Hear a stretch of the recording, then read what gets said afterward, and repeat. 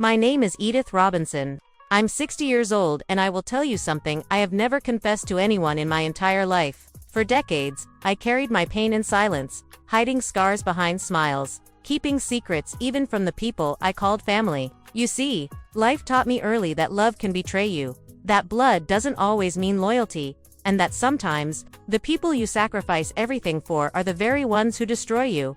I was a daughter who disappointed her father, a wife who buried her dreams for her husband, and a mother who gave away every piece of herself for her children. But none of that mattered the day my daughter-in-law looked me in the eyes and said, "You're nothing compared to my mother."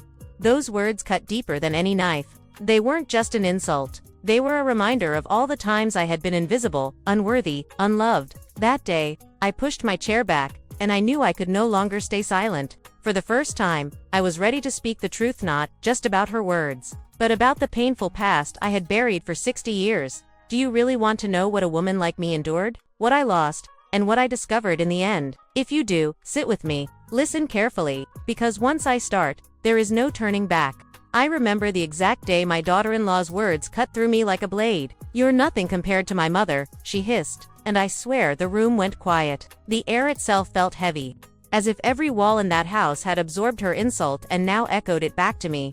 I pushed my chair back, slowly, deliberately. My knees trembled, not because I was weak, but because 60 years of silence suddenly weighed on them. I looked at her, this young woman who had walked into my family with painted lips and cold eyes, and for a brief second, I saw my younger self reflected in her arrogance. She had no idea what it meant to be a wife, a mother, a woman who had clawed her way through life with nothing but grit and sacrifice. But before I could speak, my mind carried me back. Memories I had buried for decades began to stir, rising like ghosts from a grave. If I wanted to answer her, truly answer her, I had to tell the story I never told anyone. I was born in 1965, in a small town in Kentucky. My father, Harold, was a hard man, the kind who believed emotions were weakness. My mother, Miriam, was fragile, her body often sickly, her spirit even weaker. From the time I could walk, it was clear to me that I was expected to fill the gap she left behind. I cooked meals before I was 10, mended clothes when my fingers were still small, and rocked my baby brother to sleep while other children played with dolls.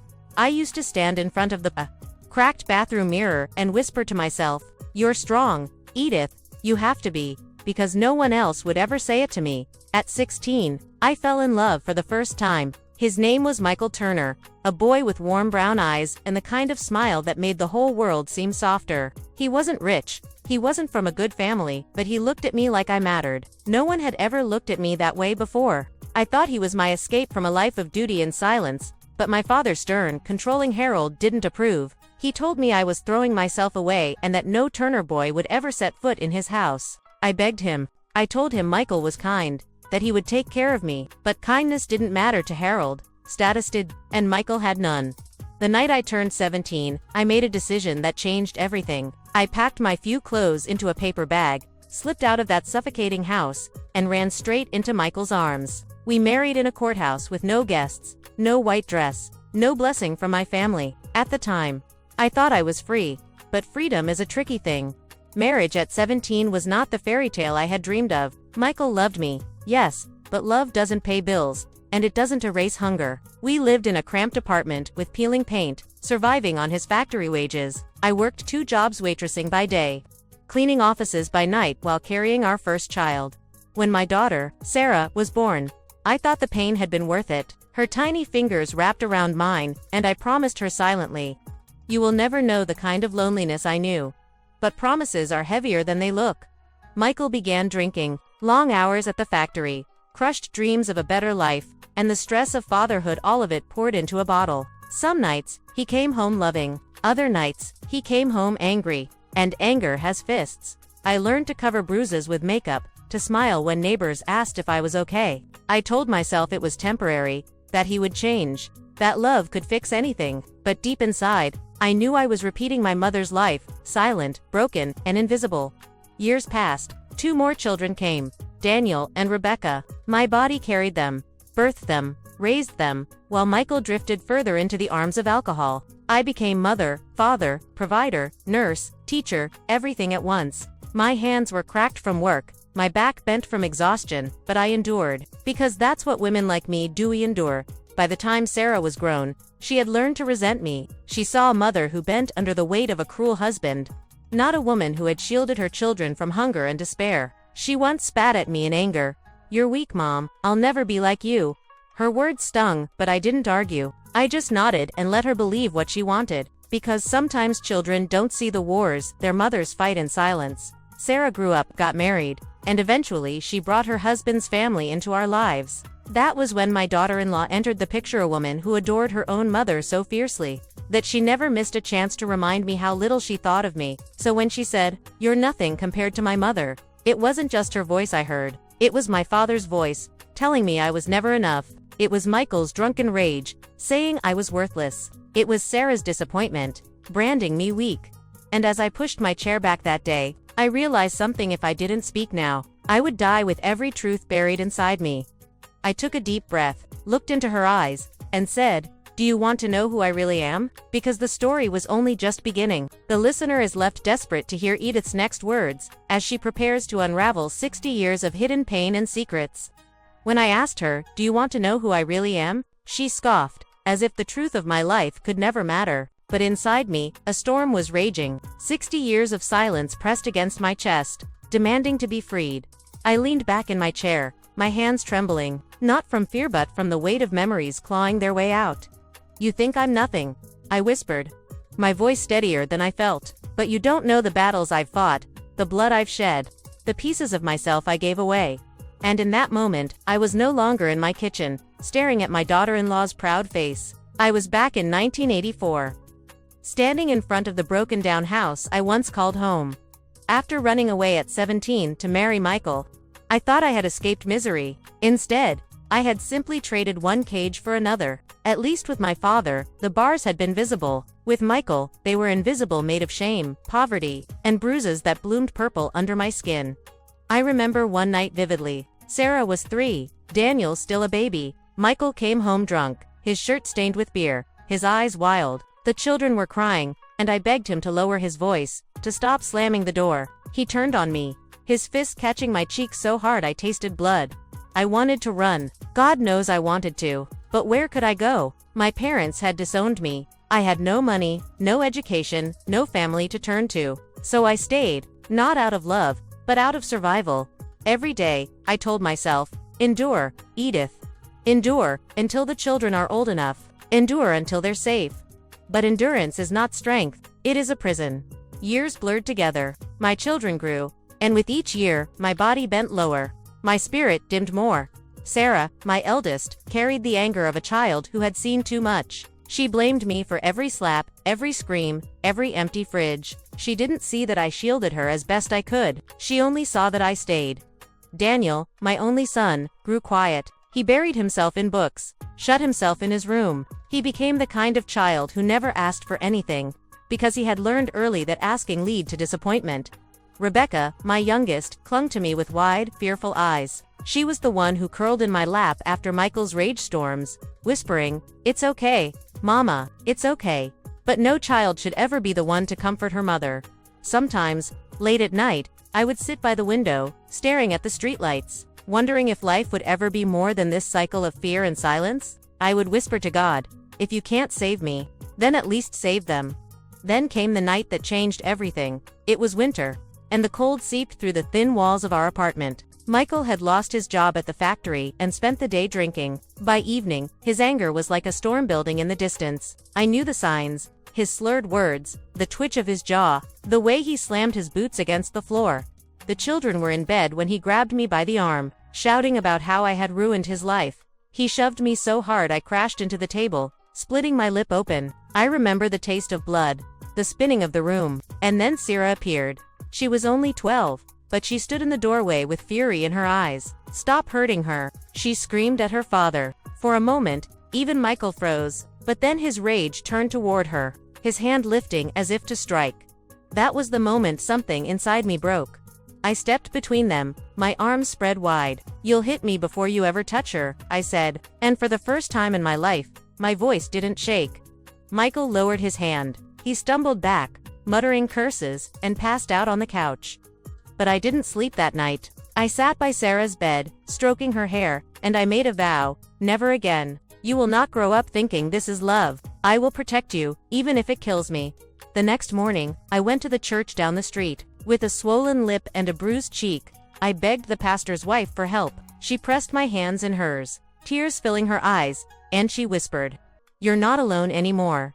That was the first time I tasted hope. With the church's help, I found shelter. A small, cramped room, but safe.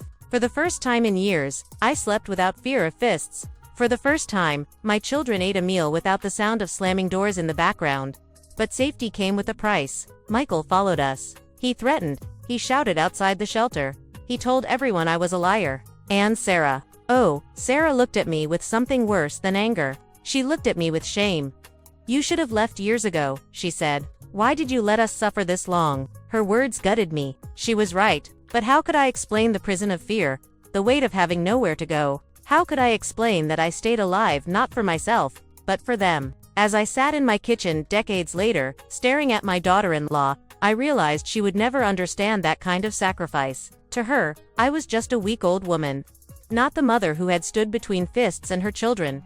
I took a deep breath, ready to speak. But just as I opened my mouth, I heard the front door slam. Footsteps echoed in the hallway. It was Sarah, and when she walked in, the look in her eyes told me she had heard every word. Sarah enters at the exact moment Edith is about to reveal her truth to the daughter-in-law. What will Sarah say? Will she defend her mother or expose another hidden wound? The moment Sarah stepped into the room, my breath caught in my throat. It didn't matter that she was a grown woman now, married, a mother herself. In my eyes, she was still that little girl who once stood in the doorway, shouting at her father to stop hurting me. But the look in her eyes wasn't the look of a daughter ready to defend her mother. It was sharper, colder, like she had walked in on a truth she had long suspected but never wanted to face. "Mom," she said, her voice flat. "What are you doing?" Her tone cut me deeper than my daughter-in-law's insult. For years, I had longed for Sarah to see me as more than the weak woman who stayed. And now, here she was, catching me in the act of peeling back the layers I had hidden all my life. I started, but my voice faltered. My daughter-in-law crossed her arms smugly, like a child waiting for her mother to get scolded. Sarah's eyes flicked to her. "What did you say to her?" "She knows," my daughter-in-law said, lifting her chin. "She knows she'll never be my mother." The silence that followed was suffocating. Sarah stared at me, and for a fleeting second, I hope she might defend me. But then she said the words I feared most. "She's right, Mom. You're nothing like her." My knees weakened, but I held myself steady against the chair. "Sarah," I whispered, "after everything." Her laugh was sharp, bitter. "You think staying with a drunk, letting us grow up in fear, counts as everything?" Her words brought back memories I had tried so hard to bury. Sarah's small hands clutching her brother, pulling him away during Michael's rages. Her voice trembling when she told teachers she had fallen down the stairs, covering for me. The nights she sat awake, listening to me cry in the bathroom. She had lived it all, and she hated me for it. I closed my eyes, trying to steady the storm inside me. "I stayed because I thought I was protecting you. Protecting us." Her voice cracked now, the anger mixing with tears. "Do you have any idea what it was like for me? To watch him hit you and wonder if I was next. To feel like I was raising Daniel and Rebecca because you couldn't leave him." Her words shattered me, because they were true. I had protected them with my body, but not with my choices. I had endured, but endurance had cost my children their childhood.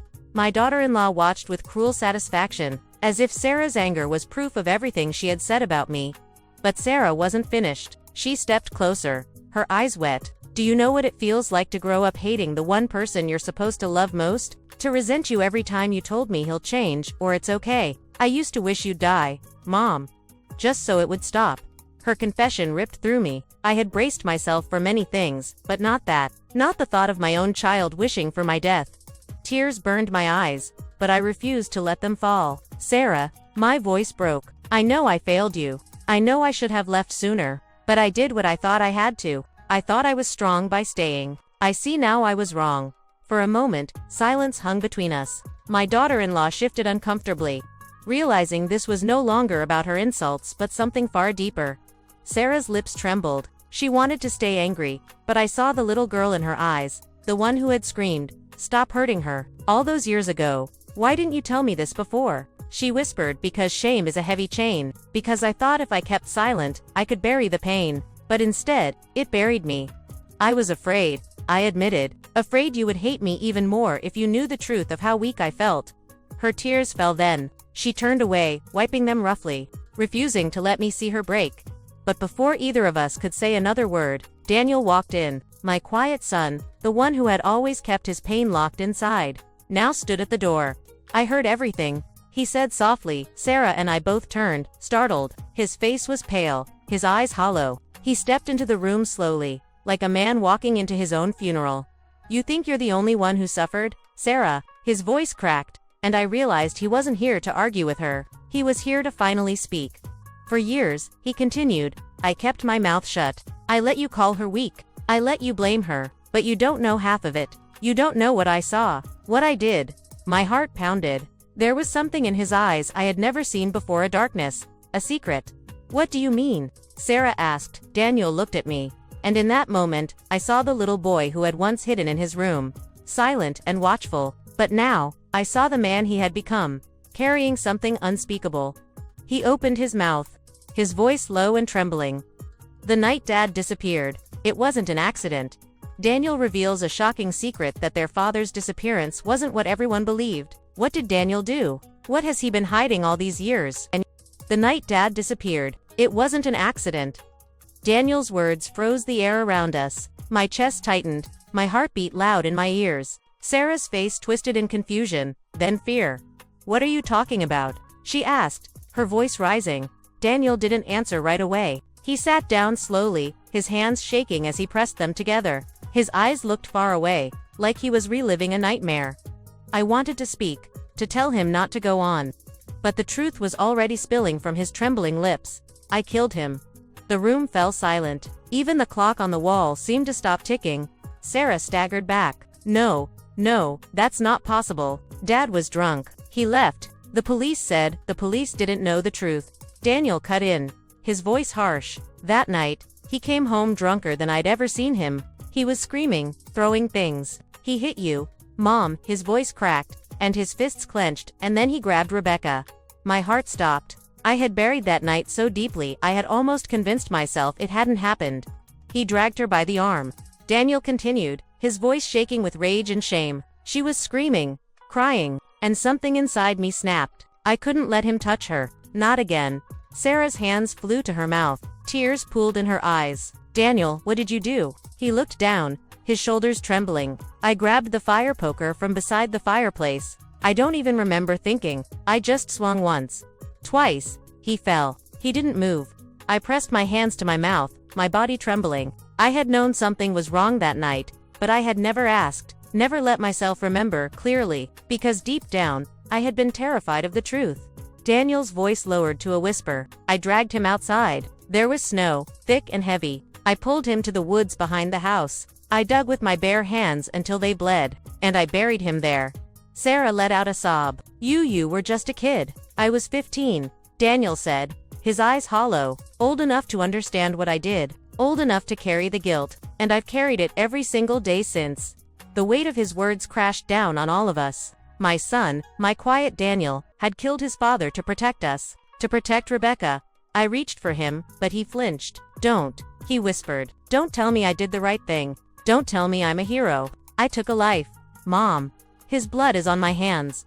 Tears blurred my vision. Daniel, you saved us. You saved Rebecca. If you hadn't, he shook his head violently. No, I destroyed us. Don't you see? That's why Sarah hates you. That's why Rebecca left and never came back. This family, it's cursed, and I'm the curse.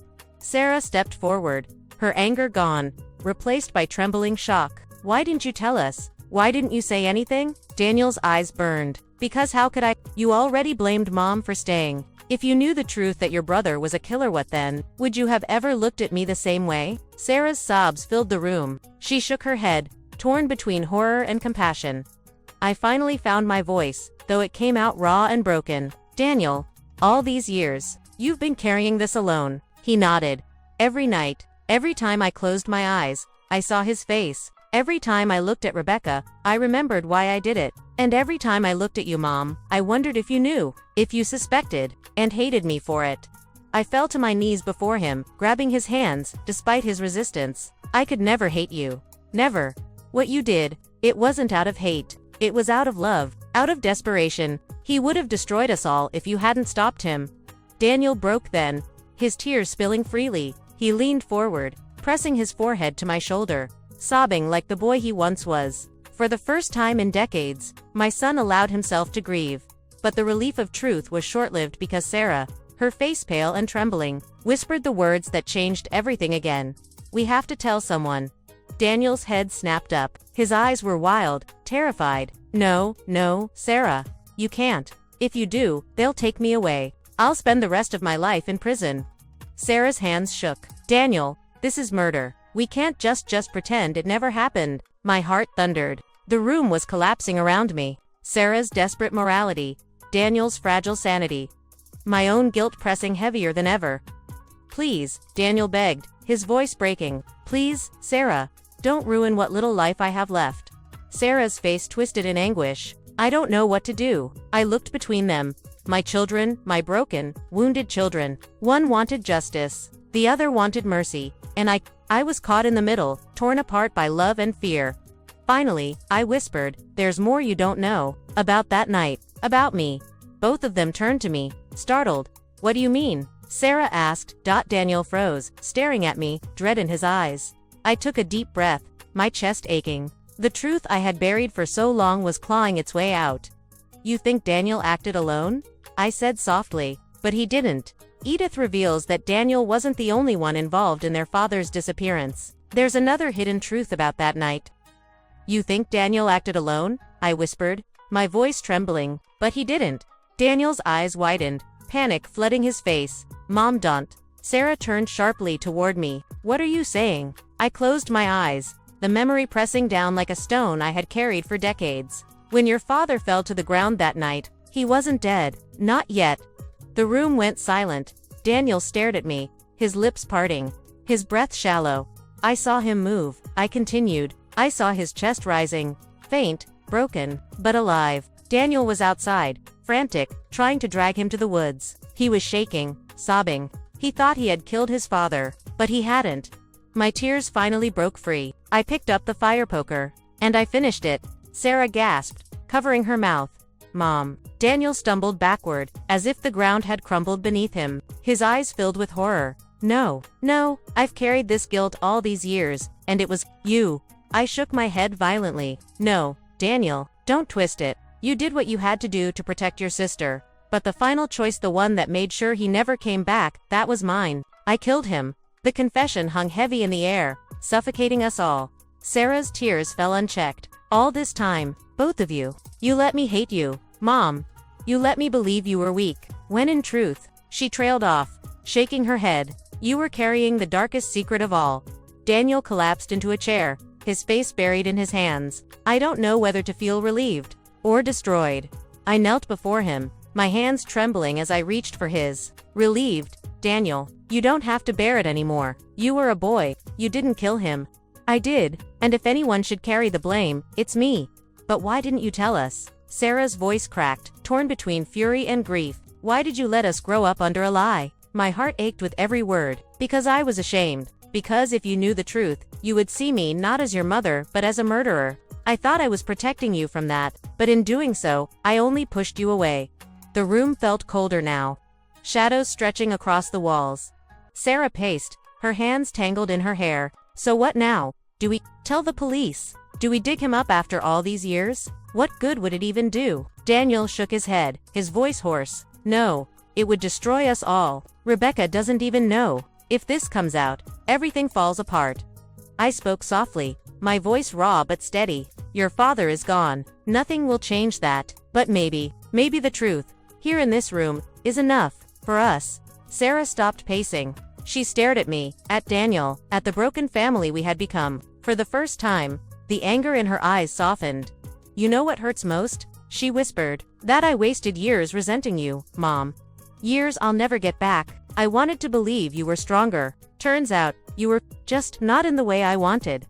Her words pierced me, but they also lit a small flame of hope. Maybe forgiveness wasn't impossible. Daniel finally lifted his head, his eyes red, his face exhausted. "So, where do we go from here?" I looked at both of them, my voice trembling. "Forward." We stop running from the past. We stop pretending. We talk, we forgive, we heal. The silence that followed wasn't empty, it was heavy, but different now. It wasn't suffocating. It was the silence of wounds exposed, ready at last to begin healing. I thought that would be the end of it, but life has a way of reminding you that endings are never clean. Weeks later, as I was cleaning out the attic, I found a box I hadn't touched in years. Inside were photographs, letters, and one torn piece of paper in your father's handwriting. A note, it read, "If anything happens to me, it won't be an accident, and the ones who love me most will have to live with what they've done." I froze, the paper trembling in my hands. Did he know? Did he sense what was coming? Was it a warning? Or a curse? I never told Sarah and Daniel about the note. Some truths, even in the light of all we confessed, are too poisonous to share. And so, here I am, 60 years old, finally speaking aloud the secrets that shaped our lives. I am Edith Robinson. I was a wife, a mother, a victim, a survivor, and yes, a killer. If you ask me whether I regret it, the answer will always be complicated. I regret the fear. I regret the silence. I regret the years of distance between me and my children. But do I regret saving Rebecca? Saving Daniel? Saving myself? No. Because sometimes, survival demands a darkness the world will never understand. And I chose to live. My name is Edith Robinson. I am 60 years old. And now you know the truth I have buried for decades. Judge me if you must. But remember, every woman has a story. And some of us are still bleeding from it.